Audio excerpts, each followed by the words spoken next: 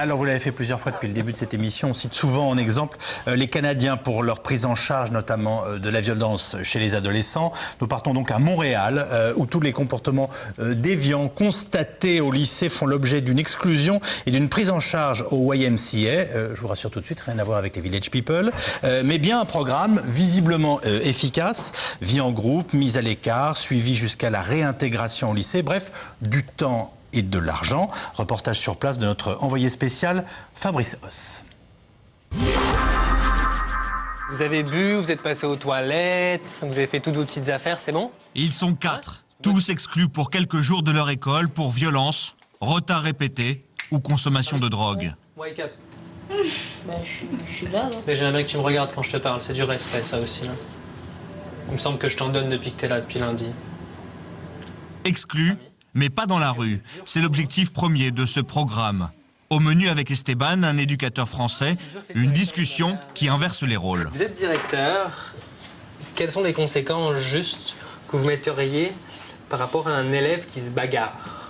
Il faut qu'il pense genre, s'il aimerait ça, que quelqu'un lui fasse ça à lui. S'il n'aime pas ça, pourquoi il fait ça aux autres? Toi qui t'es battu, est-ce que tu penses que les conséquences qu'a mis en place ta directrice sont justes? Ouais. Est-ce que tu penses Elle m'a pas... C'est juste... La bataille, c'était juste la goutte. OK. Comme je l'ai dit, là, la madame, la bataille, c'était juste la goutte, là. La goutte d'eau qui a fait déborder le vase? Ouais. D'accord. Exactement. Puis? C'est ça, là. OK.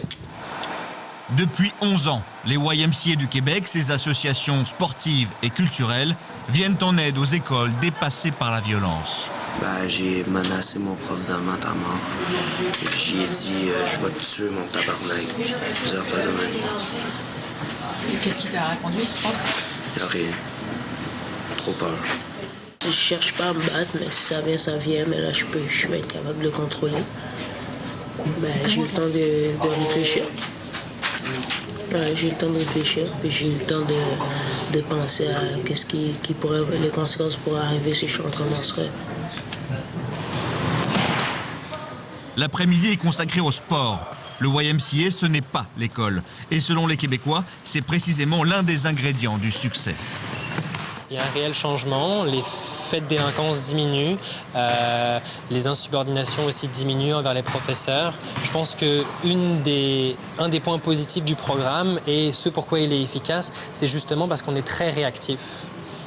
Il y a un acte qui est posé, il vient au YMCA. Non mais là c'est un bon produit. Exactement. Un bon produit peut-être aussi pour la France. C'est la conviction du responsable éducation de la ville de Courcouronnes. C'est sa deuxième visite au YMCA de Montréal. Chaque jeune qui nous pose un problème, c'est un problème particulier. Donc à chaque fois, il faut inventer. C'est aussi ça qui est intéressant dans la dynamique québécoise. Je dirais qu'ils ont des programmes qui s'adressent parfois à 10 jeunes. En France, on est dans une logique de politique publique qui veut s'adresser tout de suite au plus grand nombre. Une semaine plus tard, Rami, l'un des jeunes du YMCA, retrouve ses profs et ses copains du lycée Jeanne-Mance à Montréal. La suspension est finie. Mais l'équipe du YMCA assure un suivi.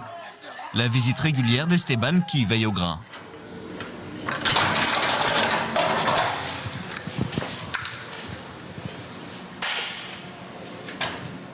C'est le bordel là-dedans. Hein.